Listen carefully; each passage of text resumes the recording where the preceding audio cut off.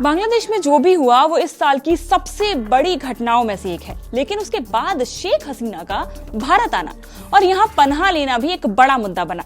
लेकिन क्या अब ये भारत के लिए परेशानी का सबब बन सकता है? जी हाँ, शेख हसीना का पासपोर्ट भारत के लिए दिक्कत हो सकता है।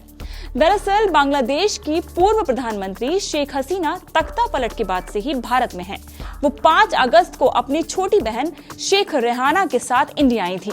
बांग्लादेश में उनके खिलाफ अब तक मर्डर, किडनैपिंग जैसे 50 से ज्यादा केसेस भी दर्ज हो चुके हैं। मोहम्मद यूनुस की अगुवाई वाली अंतरिम सरकार शेख हसीना के प्रत्यर्पण का भी दबाव है। अंतरिम सरकार में विदेश मामलों के सलाहकार तौहीद हुसैन ने रॉयटर्स को दिए एक इंटरव्यू में कहा कि अगर होम मिनिस्ट्री या फिर लॉ मिनिस्ट्री शेख हसीना के प्रत्यर्पण की मांग करती है तो भारत को उन्हें वापस बांग्लादेश भेजना होगा।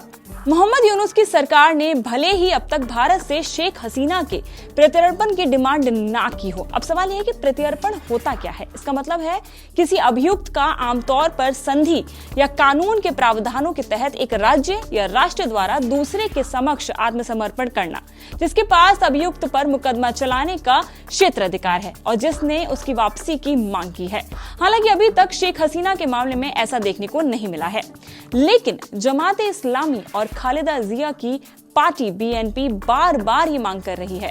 खालिदा जिया शेख हसीना की कट्टर दुश्मन है। हसीना के तख्तापलट में भी खालिदा जिया के बेटे तारिक रहमान का नाम लिया जा रहा है। बीएनपी लगातार प्रत्यर्पण संधि का हवाला दे रहा है। भारत बांग्लादेश के बीच साल 2013 में प्रत्यर्पण संधि हुई थी। उस वक्त शेख हसीना ही सत्ता में थी।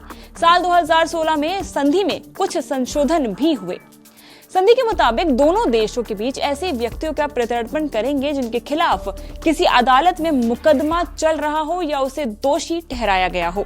इस ग्राउंड पर अगर बांग्लादेश शेख हसीना के प्रत्यर्पण की मांग करता है तो वैलिड नजर आएगा। हालांकि संधि में कई शर्तें भी हैं जिनके आधार पर दोनों देशों में किसी के प्रत्यर्पण में इनकार कर सकते हैं। उदाहरण के तौर पर अगर किसी व्यक्ति के ऊपर राजनीतिक नेचर का आरोप है तो प्रत्यर्पण से मना किया जा सकता है। संधि में ये भी कहा गया है कि अगर किसी के खिलाफ कोई आरोप न्यायिक प्रक्रिया के हित में ना हो तो भी प्रत्यर्पण की मांग ठुकराई जा सकती है।